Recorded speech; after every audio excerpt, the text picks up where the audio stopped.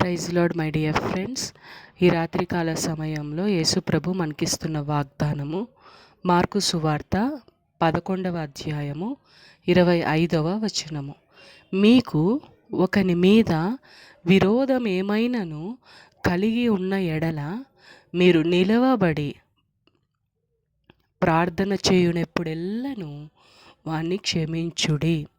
ఆమేన్. యేసుప్రభు మనతో చెప్తున్నారు, సిస్టర్స్ అండ్ బ్రదర్స్, మీ మనసుని గాయం చేసిన వ్యక్తులను, మీ మీద అనరాని మాటలు అన్న వ్యక్తులను మీరు క్షమించాలి.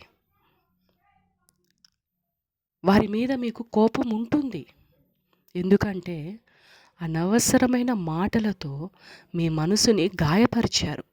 అయినా నేను మీకు చెప్తున్నాను, మనస్ఫూర్తిగా వారిని క్షమించండి. క్షమించడము కష్టం, కానీ ఇక్కడ ప్రార్థన అనే ఒక మంచి ఆయుధము మీ చేతుల్లో ఉన్నది. మీరు ప్రార్థన చేయనప్పుడెల్లను వారిని క్షమించండి. ప్రార్థన చేయండి, వారిని క్షమించండి. ప్రార్థన చేయండి, వారిని క్షమించండి.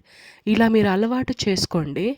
ఒకరోజు మనస్ఫూర్తిగా వారిని మీరు క్షమిస్తారు అని దేవుడు మనతో చెప్తున్నారు. దేవునికి కృతజ్ఞతాస్తుతులు.